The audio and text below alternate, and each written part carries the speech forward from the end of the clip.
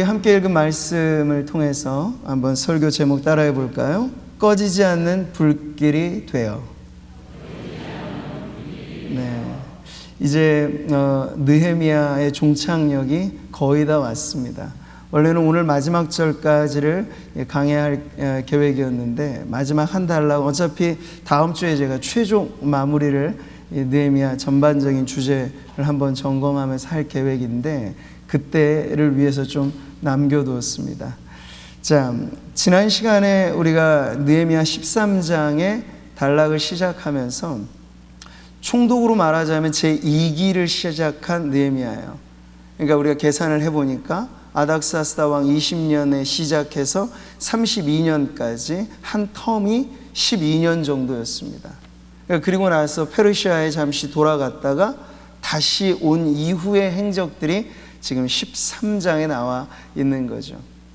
물론 이 학자들에 따라서는 이것이 연대기적인 순서가 아닐 가능성도 열어두지만 우리는 본문에 기록된 내용대로 지금 하나의 시점을 계속 연속해서 보여주는 이 본문의 의도에 따라서 이것이 느헤미야 총독 제2기에 계속해서 펼쳐진 사역으로 보면서 오늘 말씀을 이해하는 거죠. 자, 지난 시간 우리가 보았던 문제의 발단이 어디에 있었습니까? 지도자의 부재. 느헤미야가 잠시 이 페르시아에 돌아간 그 부재 상황에 문제가 터졌어요. 백성들도 신앙에서 이탈하고, 그리고 영적인 지도자였던 대제사장 엘리야십이 외부 세력과 결탁해서 거룩한 공간이었던 성전마저 부정하게 오염시켜버리는 그런 문제가 생기게 된 거죠. 그래서 돌아오자마자 이 문제 상황을 보고 느헤미야는 바로 잇따른 개혁을 단행해 나아갑니다. 불안정한 시기엔 언제나 변화에 대한 갈망이 있습니다. 근데 보면요, 그 변화에 대한 갈망으로 무언가 사회든 조직이든 공동체든 변화가 일어나 이 어떤 새로운 자리로 나아가게 되거든요. 근데 조금 더 지나게 되면 그 변화된 안정감을 고수하기 위해서 기득권 세력들이 또 생기게 되어 있어요. 그러면서 또 다른 불안 요소가, 변화에 대한 갈망이 생기면서 우리가 인간의 역사가 이토록 지난한 과정을 거쳐온 것은 보면 바로 이렇게 부패와 개혁과 부패가 계속해서 이렇게 진행되면서 인간의 역사가 이어오고 있다는 것을 보게 되는 거죠. 이스라엘 역사도 똑같은 그러한 반복을 보여줍니다. 막 출애굽한, 말하자면 아주 따끈따끈한 그 신앙의 열기가 있었던 시기잖아요. 오랜 시간이 경과한 것도 아니에요. 시내산에 잠시 체류하면서 율법을 받으러 모세가 올라갔어요. 그 잠시 잠깐의 부재. 근데 그걸 못 견디고 이스라엘 백성은 금송아지를 빚어 만들죠. 그리고 보이지 않는 하나님을 믿음으로 섬기는 것이 그들의 사명이었는데 그걸 포기하고 종교로 돌아와 버리는 거예요. 눈에 보이는 우상을 섬기고. 근데 그게 이스라엘 백성만의 쓰라린 과거였나? 그게 아닌 걸 우리는 알 수 있어요. 느헤미야서에 나오는 총독 느헤미야의 이후의 이 마지막 행보들이 개혁에 초점을 맞추고 있다라고 하는 것 자체가 오는 후대의 많은 하나님의 백성들에게 주는 묵직한 메시지는 바로 거기에 있습니다. 개혁, 변화라고 하는 건 매우 지난한 과업이고, 그럼에도 불구하고 하나님의 나라를 이 땅 가운데 이루어가기 위해서 우리가 피할 수 없는 과제라고 하는 것을 배우게 되는 거죠.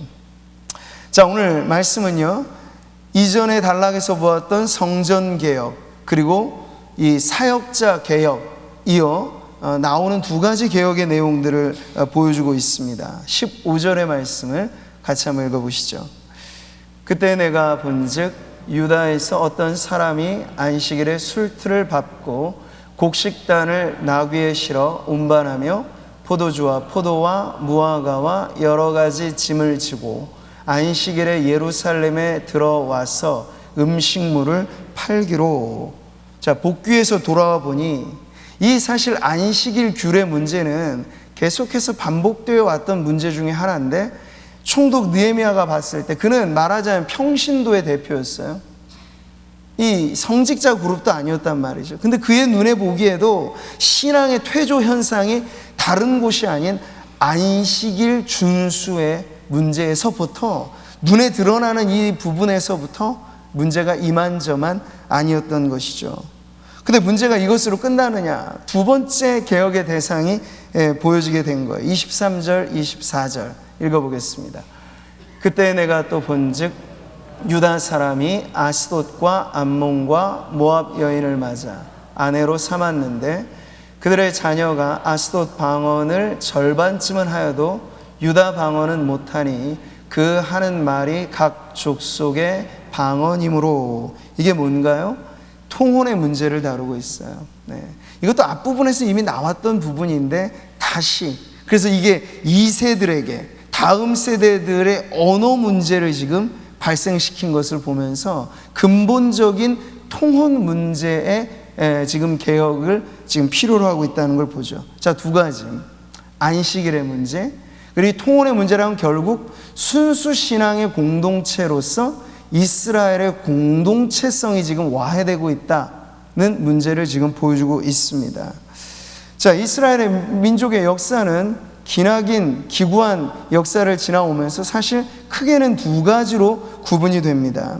안식일을 포함하여 하나님의 율례와 규례, 그 명령을 지키는가 아니 지키는가에 따라서 어둠이냐 빛이냐, 그리고 흥하느냐 망하느냐, 그러한 어떤 확실한 구분이 이스라엘의 민족의 역사의 흐름이었던 거죠. 선지자들이 활동했던 시기는 대부분 바로 이 계명이 지켜지지 않은 문제로서 사회 문제가, 그리고 윤리 도덕적인 문제가, 그리고 신앙의 문제가 생긴 것에 대한 신랄한 비판과 그러한 고발이 선지자들을 통해서 일어났던 때라 할 수 있는데요, 에스겔 선지자가 활동했던 시기에도 이 안식일의 문제는 뜨거운 고치어야 할 문제였습니다. 이렇게 말씀하죠. 너는 나의 성물들을 업신여겼으며 나의 안식일을 더럽혔으며. 너는 누굽니까? 이스라엘 백성 전체를 말하는 거예요. 그러니까 하나님께서 안식일의 이 규례에 이 주권자로서 이 아주 중요한 법을 말씀을 해 주셨는데, 그들이 안식일을 어긴다라고 하는 건 사람과 사람 사이의 문제가 아니라 하나님 말씀하시는 거예요. 나의 안식일을 침범했다. 어떻게? 더럽혔다라고 표현을 하시는 거예요. 자, 그렇다고 이들이 안식일에 전혀 관심이 없는 백성은 아니었죠. 하지만 신앙이 퇴조 증상을 보인다는 건 뭐냐면, 안식일을 지켜야 된다는 것도 알지만 또 그들의 삶에 부딪혀온 여러 가지 많은 세속화된 현상들 역시도 그대로 방치시켜 놔서 이 안식일을 뚜렷이 지키는가 안 지키는가의 구분선이 불투명해졌다라는 걸 보여주는 거예요. 그래서 이사야 선지자가 이 안식일을 비롯한 성일이 어떻게 훼손되는가를 이렇게 고발하죠. 성회와 아울러 악을 행하는 것 내가 견디지 못하겠노라. 성회를 지키지 않는다는 게 아니에요. 안식일도 지키고 절기도 지켜요. 근데 지키면서 악을 행하는 거예요. 여흥을 따르고 세상 일락에 파묻히면서, 마치 요즘에 무슬림들이 아주 그들은 강경하게 사실 절기를 지키거든요. 근데 그것이 종교적인 규례일 뿐 삶의 도덕적인 문제에 있어서는 너무나 해이하게 살아가는 게 병행되어지는 현상처럼, 그 당시 이스라엘 백성들의 율법 준수라는 건 그 정도의 수준에 머물러 있었다는 걸 말해주고 있습니다. 거룩이란 1차적인 의미가 구별해 있습니다. 하나님의 백성이 백성답게 산다라고 했을 때 지킬 것과 그리고 따라야 될 것, 따르지 말아야 될 것 사이에 어떤 구별이 분명히 서 있어야 되는 거죠. 근데 이스라엘 백성이 지금 느헤미야 시기에 다시금 무분별한 삶으로 이렇게 돌아갔다라는 걸 지금 보여주고 있습니다. 자, 이 안식일의 문제는 우리가 사실 늘상 고민하는 주일의 문제이기도 해요. 제가 지난 주일에 일정 기간 동안 주일 성수에 관한 메시지를 함께 나눴을 때 물론 조금 더 저는 적극적인 의미를 많이 강조했습니다. 주일은 복된 날이고 거룩한 날이고 우리에게 복을 주는 날이고 우리의 안식을 주는 날이고 이 모든 것이 적극적인 의미가 맞습니다. 근데 이 주일이 그렇게 적극적으로 예배함으로써 누리는 기쁨, 우리에게 특권적인 날로서 여겨질 뿐만 아니라 성도들에게는 반드시 다른 날들과 구별되게 지켜야 하는 그러한 책임 있는 날이기도 하다는 거예요. 그러니까 이 권리와 책임이 조화롭게 우리 안에 신앙의 자리를 잡아야 되지, 권리적인 측면만 극대화시키고 우리가 지켜야 될 책임의 문제는 소홀히 하게 되면 그 자유라는 건 방종에 가까운 자유가 되는 거죠. 자, 이사야 말씀을 다시 한번 우리가 보면요, 그 안식일에 하나님께서 약속하신 축복이 어떻게 우리에게 주어지는가 하는 점을 잘 가르쳐 줍니다. 한번 같이 읽어보죠. 만일 안식일에 내 발을 금하여 내 성일에 오락을 행하지 아니하고 안식일을 일컬어 즐거운 날이라 여호와의 성일을 존귀한 날이라 하여 이를 존귀하게 여기고 내 길로 행하지 아니하며 내 오락을 구하지 아니하며 사사로운 말을 하지 아니하면 내가 여호와 안에서 즐거움을 얻을 것이라. 그러니까 주일의 행복이라고 하는 건 세상에서 얻는 방식과는 좀 다르다는 거죠. 적극적으로는 오직 하나님께만 영광을 돌리기 위해서 우리의 시간도 우리의 활동도 하나님을 중심으로 예배하는 날로 구별되게 놓는 거예요.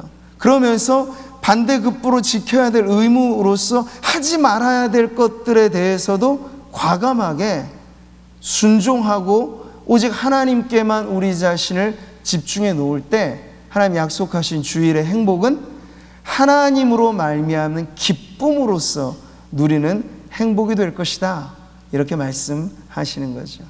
자, 그 행복이 얼마나 가치 있는 행복입니까? 무화과 나뭇잎이 마르고 포도 열매가 없고 외양간에 송아지가 없고 오늘날 우리가 살아가는 이러한 많은 어려움의 시대만큼이나 신앙의 세대, 신앙의 선배들은 다 어려움의 일들을 겪어왔는데요, 그럼에도 불구하고 하나님의 약속하신 행복은 줄어들지 않는 행복이었는데 어떤 행복입니까? 난 여호와로 말미암아 기뻐하며 내 구원의 하나님으로 인하여 즐거워하리이다. 하박국의 노래나 이사야서가 가르치는 행복 모두가 이 세상의 물질의 많고 적음에 상관없이 그것으로 줄어들거나 늘어나지 않는 이 부동의 행복에 대해서 말씀하세요. 근데 어떻게 우리가 이 행복을 누리는가? 주일에 거룩하게 이날 구별하고 오직 하나님께 집중된 예배와 찬양과 감사와 사랑을 나누는 성도의 교제와 그리고 우리가 구원에 관한 아름다운 활동들이 만약 있다면 그것이 우리들에게 세상의 조건과 구애받지 않는 행복이 될 것이다 말씀을 하시는 거예요. 근데 반대로 이것을 지키지 않을 때는 우리가 아무리 행복을 원하고 찾으려 해도 여호와로 말미암는 행복을 누릴 수는 없는 게 주일의 법칙이라고 하나님께서는 강조하시는 거죠. 자, 이 문제를 지금 느헤미야는 가벼이 취급하지 않았던 겁니다.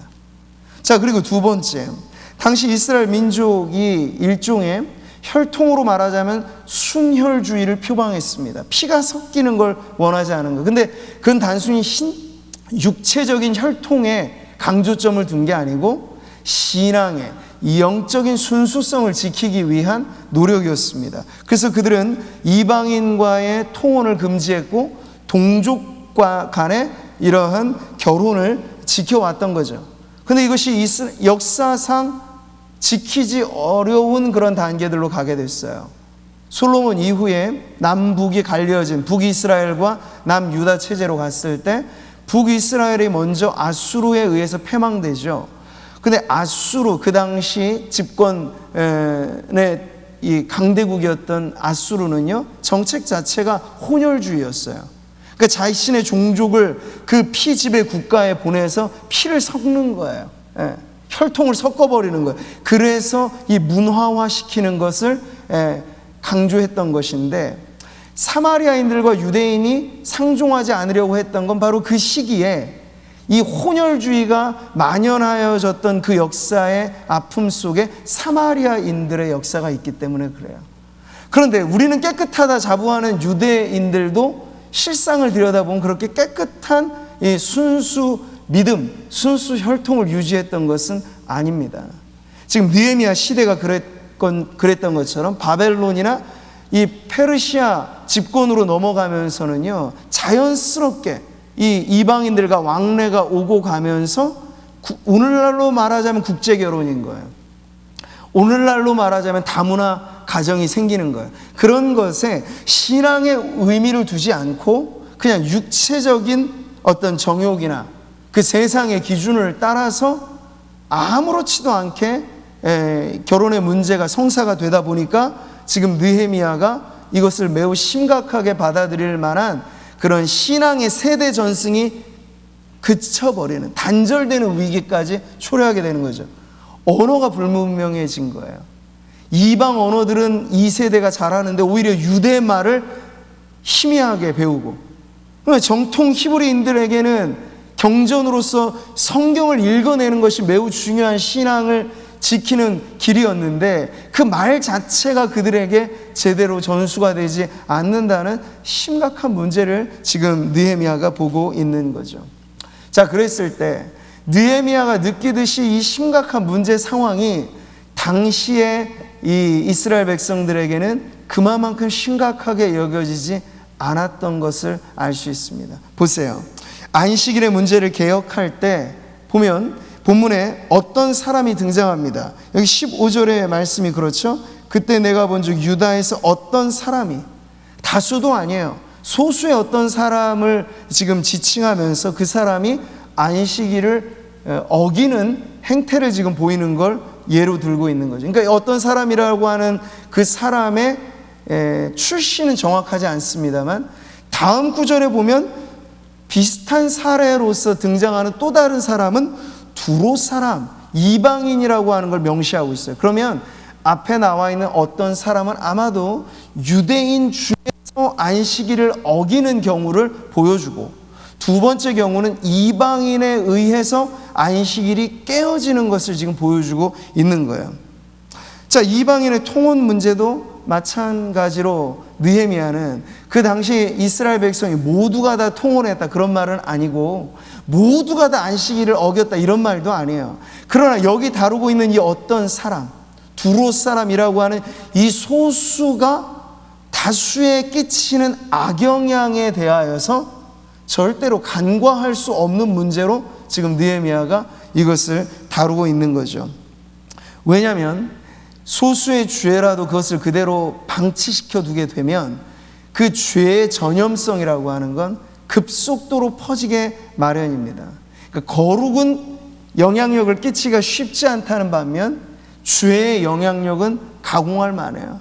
그러니까 누가 죄를 지을 때 거기에 대해서 아주 단호하고 완강하게 그것이 사회적으로나 혹은 교회적으로나 그것이 명확하게 이 규정이 되고 엄격하게 사실 다루어지지 않으면 해이해지게 마련인데, 지금 이 어떤 사람들, 두로 사람들을 통한 이 문제가 당시 이스라엘 전체에 안식일을 해이하게 지키는 문제를 파생시켰다는 게 바로 느헤미야가 개혁을 필요로 하는 문제성으로 여기게 된 것이죠. 자, 그래서 느헤미야가 이 어떤 사람들의 문제를 다룰 때 보세요. 17절 같이 한번 읽어볼까요? 내가 유다의 모든 귀인들을 꾸짖어 그들에게 이르기를 너희가 어찌 이 악을 행하여 안식일을 범하느냐.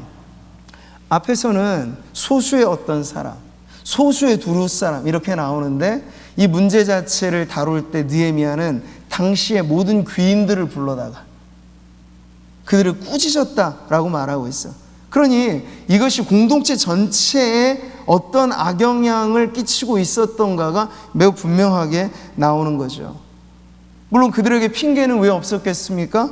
야, 이것은 모든 사람들이 그렇게 하는 게 아니고 단지 몇몇 사람들의 잘못인데 왜 이렇게 심각하게 다룹니까? 이렇게 반론을 제기할 수도 있고, 이방인들이 와서 우리의 율법과는 다른 방식으로 자행하는 문제를 어찌하란 말입니까? 이렇게 핑계 삼을 수도 있었을 거예요. 하지만 당시의 사회라고 하는 건 오늘날과 달라서 적어도 이스라엘 성벽 밖에는 모르겠어요.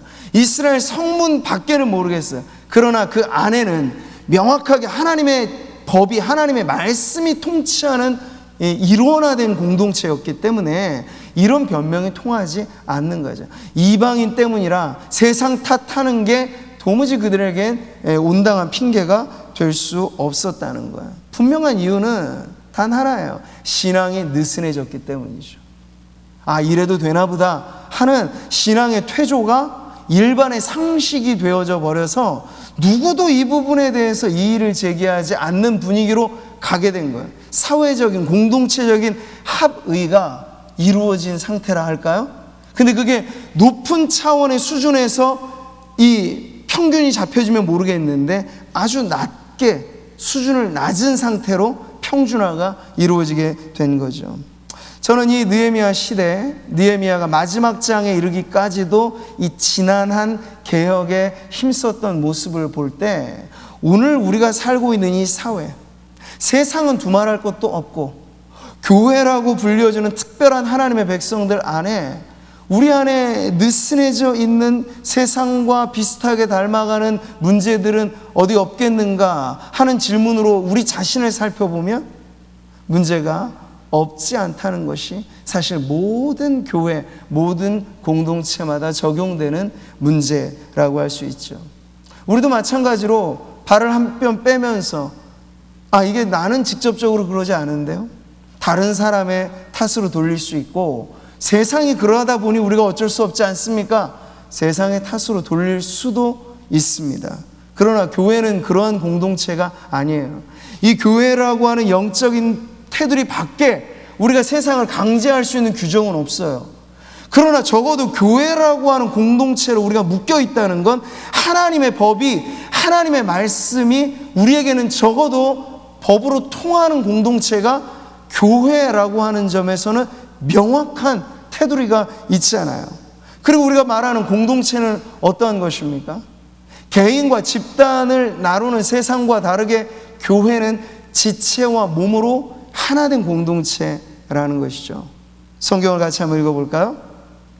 만일 한 지체가 고통을 받으면 모든 지체가 함께 고통을 받고, 한 지체가 영광을 얻으면 모든 지체가 함께 즐거워하느니라.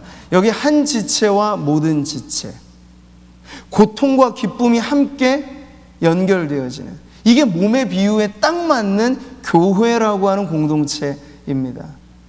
근데 이런 기준에서 봤을 때 우리는 누가 아프고 누가 힘들어도 그게 나에게까지 전달되느냐, 내 아픔이 되고 내 기쁨이 되느냐, 우리의 몸의 신경망은 정확하게 연결되어 있지 않아요. 건강한 제대로 정상의 몸이라면 손끝에 바늘을 찔러도 우리 온몸이 찌릿찌릿하게 고통에 반응한단 말이죠. 이게 공동체라고 가르쳐주고 있어요. 그런데 오늘의 교회가 과연 그러한 기준에서 우리가 한 지체의 고통이 전체 지체들에게 영향을 주는가, 한 지체의 영광이 전체 지체들의 기쁨이 되는가 라는 점에서 봤을 때 이 공동체성은 너무나 중요한 교회의 핵심 중에 핵심이라고 할 수 있는 문제죠. 그럴 때 말이에요, 그런 의미로서 우리가 교회를 믿는다면, 사도신경의 고백대로 교회가 이러한 공동체다라고 하는 믿음을 고백한다면, 어느 누구의 죄를 우리가 수수방관한다는 건 방조죄에 해당하는 거겠죠. 때문에 역사상 정통의 신앙을 자랑했던 교회들은 참된 교회의 표지를 세 가지로 말할 때, 말씀의 올바른 선포, 성례의 참다운 집행, 그 다음에 꼽았던 것이 권징입니다. 권징이 뭘까요? 오늘날로 말하면 칠이에요. 하나님의 백성들이 하나님의 법에 따라 올바르게 살아가지 못할 때 권징의 경우가 해당되면 기꺼이 베풀 수 있는 게 교회의 거룩성을 지키는 사실 최후의 보루였습니다. 근데 오늘날 교회가 가장 힘들어하는 게 있다면 뭘까요? 말씀의 전파, 성례 집행, 이건 그래도 그럭저럭 다 되어지고 있어요. 그러나 권징의 부분은 너무나 어려운 거죠. 왜 어려운지 아세요? 문제를 일으켜서 치리를 합니다. 그러면 교회를 나가버려요. 근데 나가버리고 그것이 그에게 불명예가 되고 지역사회 내에 이런 문제 교인으로서 만약 알려지게 된다면 모를까? 이 교회 저 교회 전혀 그런 부분에 있어 소통이 안 되는 체제이다 보니 이 교회에 없으면 내가 갈 곳이 없냐라는 입장에서 어떤 교회에서 치리를 받아도 나는 상관없는 식의 신앙이 만연되어 있기 때문에 치리가 통하지 않는 그런 교회의 시대로 지금 점점 가고 있다고 볼 수 있는 거죠. 그래서 사실 오늘날의 교회 우리가 개혁을 운운할 때 그건 뭐 거창한 얘기가 아니에요. 새로운 화두도 아니고 역사상 교회가 중심에 지켜왔던 교회의 올바른 표지만 제대로 지켜도 교회는 순수성, 거룩성을 지킬 수 있을 텐데 그게 바로 하나님의 말씀을 기준하여 좀 잘못한 것이 있으면 근신도 하고 잘못한 것이 있으면 치리도 받고 그러면서 교회의 거룩성이 지켜져야 세상과 다른 공동체로서 교회가 존재할 수 있다는 거죠. 근데 이게 어려워요. 쉽지 않아요. 오늘날도 어렵지만 그때도 어려운 건 마찬가지죠. 누가 남이 나에게 싫은 소리 하는 걸 달갑게 여기는 사람은 없습니다. 근데 느헤미야로 말하자면 그에게 있어서도 기득권의 반대, 외부 세력의 방해, 그리고 이미 보편화된 신앙의 퇴조에서 이게 아니다, 안 됩니다, 우리 바꿉시다 라고 얘기했을 때 거기 동의하는 사람이 얼마나 되겠습니까? 동의하는 사람이 별로 없는, 오늘날로 말하면 인기 있는 법안이 아니고 인기 있는 그러한 변화의 화두가 아닌 것을 끌고 나갈 때 엄청나게 그것은 역풍이 불어오기 쉬운 문제라는 거죠. 근데 느헤미야는 그럼에도 불구하고 이게 하나님의 말씀의 기준에서는 절대 양보할 수 없다라고 하는 마지노선, 그것으로서의 심각성을 느꼈기 때문에 다시 한번 안식일을 개혁하고 그리고 공동체성, 순수 공동체성을 유지하기 위해서 이방인과의 통혼의 문제를 과감하게 정리하는 결단을 내리게 되는 거죠. 그에게는 이러한 역사의식이 분명했습니다.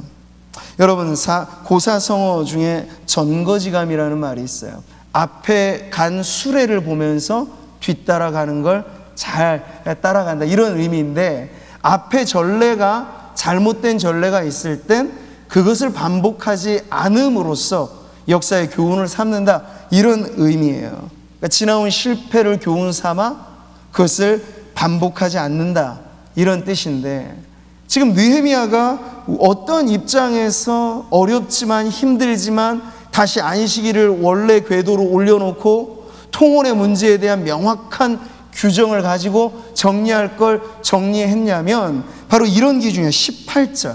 우리 18절이 중요한데 같이 한번 읽어보죠. 시작.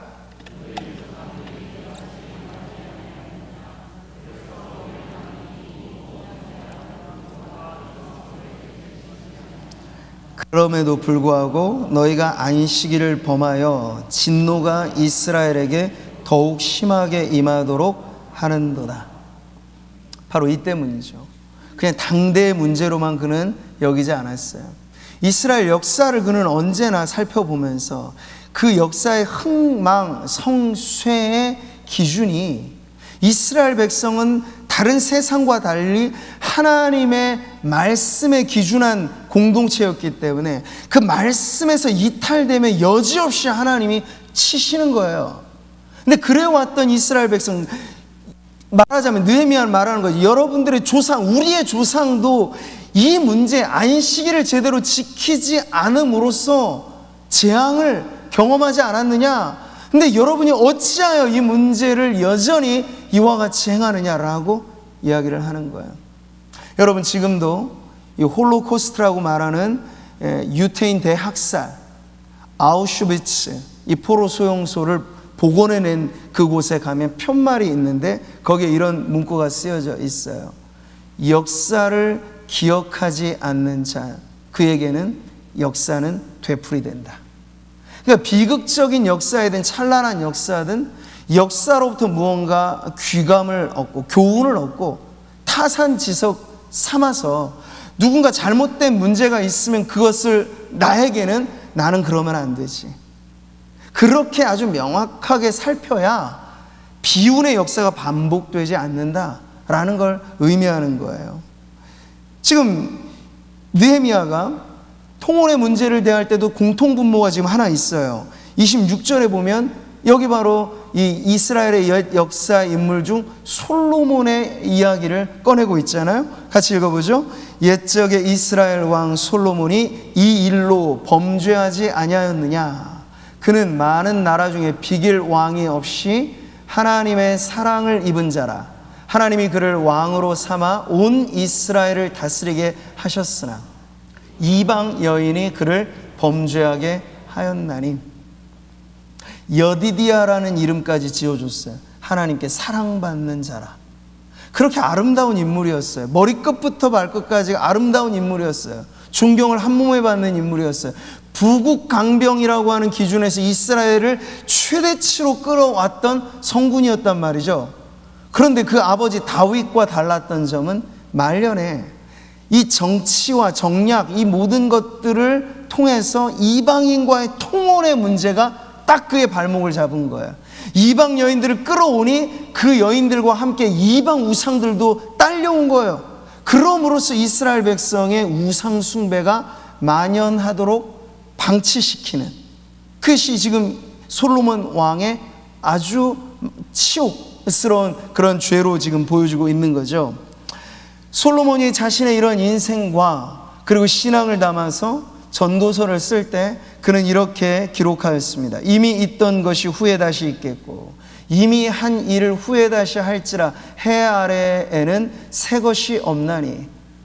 역사의 과오 역시도 이 말씀에 적용해 보면 실패했던 지점을 타산지석 혹은 이 정거지감으로 삼아서 나는 그렇게 하면 안 돼, 우리는 그렇게 하면 안 돼 라고 명확하게 기준을 잡지 않으면 우리도 어느샌가 조상들이 잘못한 죄를 또 짓고 앞세대가 잘못한 죄를 또 짓고 반복된다 하는 걸 보여주고 있는 거죠. 그러니까 하나님 아버지 앞에서 이스라엘 백성과 같이 교회로서 신앙의 공동체가 바로 서느냐 넘어지느냐의 기준은 세상과 다른 원리라는 걸 잊어서는 안 됩니다. 하나님이 우리를 우리답게 세상과 구별시켰을 때는 무슨 기준으로 구별시켰을까요? 하나님의 법대로, 하나님의 말씀대로 통치되라고 교회를 말씀의 집으로 세우신 거예요. 근데 하나님의 말씀이 존중이 여김을 받지 않고 그 말씀의 순종함이 성도들의 기본의 신앙에 깔려있지 않게 되면요, 세상이나 교회나 돌아가는 원리는 거기서 거기가 되는 거예요. 기업을 운영하듯이 교회도 운영하게 되고 세상 여러 다른 집단이 움직이듯이 교회도 말씀과 순종과 믿음과 사랑과 이러한 세상이 접할 수 없는 그러한 하늘 백성들의 그러한 특유한 거룩성에 따라 움직이기보다 세상과 비슷한 흐름으로 이어지게 된다는 거죠. 오늘날도 세상은 온통 새 것의 혈안이 되어 있습니다. 그러나 오늘 교회로서 우리가 누누이 잊지 말아야 돼요. 이 느헤미야의 마지막 대목의 메시지를 통해서도 우리가 다시 한번 각인시켜야 될 진리는, 여러분, 역사는 반복되는데 하나님의 말씀에 기준하여 하나님의 백성으로서 교회가 그 말씀을 따르느냐 어기느냐, 순종하느냐 불순종하느냐의 기준에 서서 오늘은 한 예를 든 거예요.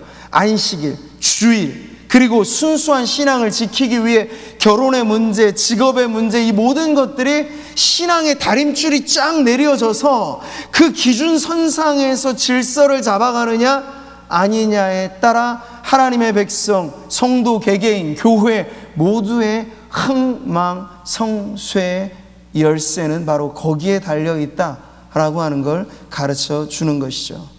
사랑하는 성도 여러분, 오늘 느헤미야의 이 종착역에 가까이 오면서 우리는 사실 쉽지 않은 메시지를 대하는 겁니다. 개혁이란, 변화란 설교하는 저조차도 쉬운 주제는 아니에요. 어느 인간 누구에게도 성경의 기준을 가지고 변화를 말할 때 그것은 두렵고 떨리는 것이죠. 근데 그럼에도 불구하고 말씀이 우리에게 이것을 원하실 때, 하나님이 우리에게 이것을 명하실 때 힘들어도 가야 하는 길이 변화의 길인 줄 믿습니다. 근데 이런 변화가 구체적으로 이루어질 때 그것은 막연한 바람 이상이어야 돼요. 어떻게 막연한 바람 이상으로 나아갈 수 있을까요? 철저하리 많지 구체적인 실행이 뒷받침되어야 된다는 거예요. 여러분, 오늘 말씀의 그 사이에 그래서 어떤 이 변화가 가능하도록 느헤미야가 그냥 엄포만 하였는가? 아니에요. 이러저러한 많은 방침들을 세워서 안식일 전날부터 통제를 하고 성문을 지키는 감시자도 세우고 이방인들을 아주 홍군형을 내기도 하고, 그러면서 말하자면 될 때까지 되도록 느헤미야는 철저하게 개혁을 밀어붙였다는 거죠. 이것이 바로 개혁이 실행의 과정을 거쳐서 변화로 일어나는 모습을 보여주게 됩니다. 이방인의 통혼 문제도 마찬가지예요. 직결해서 이 처벌을 시키기도 하였고요, 그리고 거기에 가담했던 사람들을 몽땅 불러다가 맹세시켰어요. 서약을 시켰어요. 다시 이 문제를 정확하게 매듭을 짓도록 시켰던 거죠. 그러니까 결국 이 변화와 개혁의 마지막에 이 힘이랄까, 그것은 실행의 능력에 달려 있다는 걸 보여주고 있는 겁니다. 막연히 아는 지식과 몸으로 체화된 지식의 차이라고 할까요? 우리가 무언가 작은 것 하나라도, 그래서 저는 그렇게 생각해요. 이걸 이제 우리가 좀 교회적으로 적용을 한다면, 중요한 때 우리가 송구영신 예배나 이럴 때 서약을 하잖아요. 그리고 중직자들 설 때 서약을 합니다. 교사들을 받거나 새로 일꾼들을 임명할 때 저는 이제 이것을 우리가 얼만큼 사사롭게 생각하냐 하면 서약은 아무런 의미가 없어요. 근데 내가 중직자가 되고 어떤 일꾼으로 헌신하겠습니다라고 내 이름을 서명해서 서약을 한다는 건, 이건 내가 지킬 때까지 지키겠다라고 하는 맹세로서 하나님 앞에 지켜져야 의미가 있지, 그냥 종이 쪼가리 하나에 불과하다면 이걸 안 하는 게 낫다고 저는 생각해요. 오히려 소원을 함부로 해서 그게 자신에게 덫이 되지 말라는 게 성경의 지침이잖아요. 근데 일단 소원을 했으면 그건 목숨을 걸고라도 지켜야 하나님 앞에 복이 되는 것이지, 그러지 않으면 이것이 우리의 덜미를 잡고 우리의 인생에 흥이 아니라 망으로, 성이 아니라 쇠로 인생을 내리막길로 가게 하는 결정적인 문제가 되기 때문에, 앞으로 우리가 교회 안에서 어떤 것에 서약이든지 아주 심사숙고해서 이 서약을 받고 서약을 하였다면 엄숙하게 그것을 지킬 수 있는 여러 가지 많은 제도적인 장치들을 좀 해야, 그래야 교회가 순수한 신앙으로 세상과 다르게 좀 돌아간다. 희생을 하더라도 이것이 내가 자원하는 헌신으로 희생하기 때문에 누구를 탓하지 않는 거예요. 희생자 증후군에 걸리지 않는 거예요. 나는 일하는데 당신은 뭐냐, 이렇게 말할 필요가 없어요. 왜? 내가 좋아서 내가 하나님 앞에 헌신한 일인데 남이 하든 안 하든 그것은 아무런 상관이 없는 거예요. 내 자리를 굳건히 지키면 그 모습에서 거룩한 영향력이 흘러가도록 하면 되는 것이죠. 사랑하는 성도 여러분, 마치 우리는 마지막에 이 느헤미야를 보면서 총독 2기 접어들어 다시 한번 힘을 쓰는 이 느헤미야가 이게 얼마나 버거운 일이었을까 생각해 봅니다.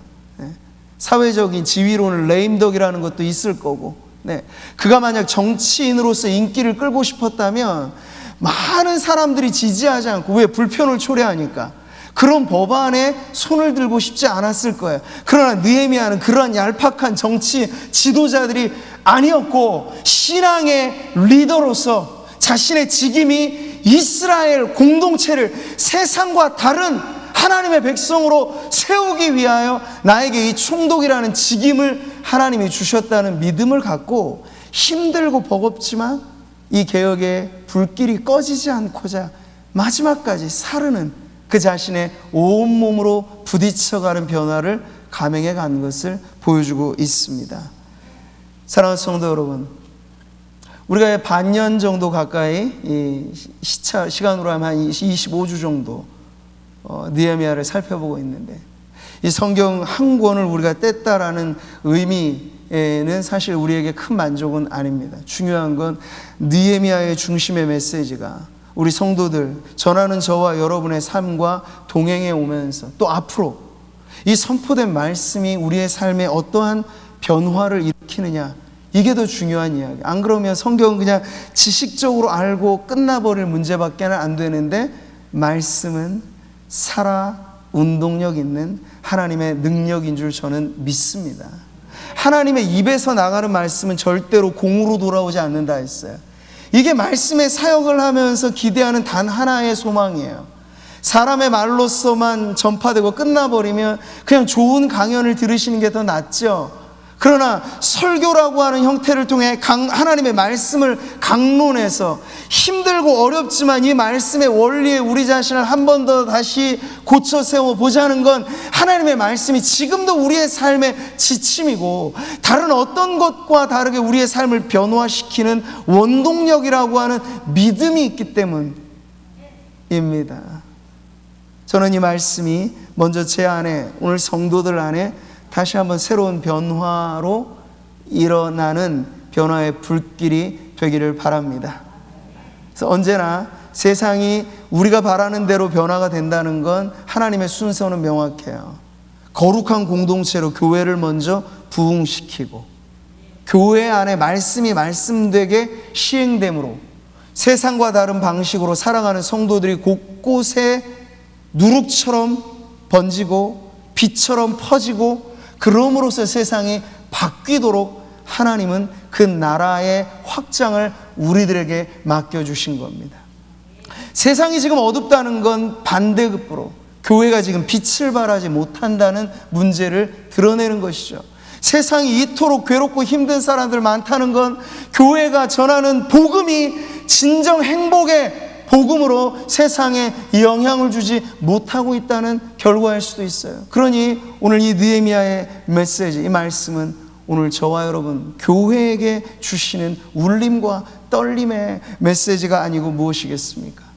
느헤미야 13장은 일종의 열린 결말로 끝나요. 여기 명확한 어떤 개혁의 성과가 나와 있지는 않죠. 근데 왜 메시지를 이런 식으로 명확하게 권선징악 혹은 해피엔딩 이런 식으로 안 맺고 열린 결말로 두었을까? 이것 자체가 주는 메시지가 있죠. 이 변화와 개혁이라고 하는 거, 오고 오는 모든 믿음의 세대가 계속해서 이어받아야 된다는 걸 가르치는 거예요. 언제까지? 우리 주님 다시 오시는 그날까지. 그 지금 우리 교회가 그 개혁된 교회라고 말하는 종교개혁의 후예로, 더 거슬러 올라가면 사도행전적 교회의 후예로 이 자리에 있다는 건 우리도 역시나 힘들고 어려운 과업이지만 말씀 앞에 우리의 삶을 새롭게 세우기 위해 하나님, 내가 오늘 이 자리에 서 있습니다 라는 하나님의 백성으로서의 거룩한 책임감을 갖고 살아가도록 하나님은 느헤미야 말씀을 우리에게 들려주신 줄 믿습니다. 그렇게 앞으로 이 말씀은 맺어지나 우리의 성도들의 삶에서는 새롭게 역사하는 바람이 되기를 바랍니다. 이 말씀의 불씨가 먼저 우리의 심장에 불을 붙이고 저마다, 세대마다, 그리고 공동체마다 주신 사명이 있는데, 느헤미야 당대, 느헤미야 개인과 느헤미야가 살았던 그 백성들에게 주신 과업이 성벽을 재건하는 과업이었던 것처럼 오늘 저와 여러분이 이 동시대를 살아가면서 우리 교회의 역사상 X축, Y축 딱 누면 우리의 역사의 궤도가 있잖아요. 지금 이 시기에 우리를 구미상모교회 성도로서 부르시고 일꾼으로서 세우실 때 각각에게 맡겨주신 사명이 있다는 것인데, 그 사명을 발견하여 그 사명을 우리의 당대에 완수하고, 그래서 다음 세대 자녀들에게 우리가 떳떳이, 우리 부모 세대 우리들은 이렇게 힘껏 하나님의 말씀대로 살아보려고 온몸을 한번 불사르고 꺼지지 않는 불길로 살려고 애를 써왔으니 얘들아, 너희들에게도 이 신앙이 전승되기를 바란다. 바통을 넘겨주면 우리 다음 세대는 우리보다 더 영광스러운 빛난 하나님의 백성들로 세워지게 될 줄 믿습니다. 이 영광스러운 일에 우리를 부르신 하나님 앞에 저와 여러분 개개인은 변화의 불꽃이 되고, 우리 세대 함께 예배하는 성도들, 우리 공동체는 이 변화의 불길이 되어서 우리 교회뿐만 아니라 지역사회나 이 시대나 이 나라에 선한 영향력을 끼치는 하나님의 백성 되기를 주님의 이름으로 축원합니다.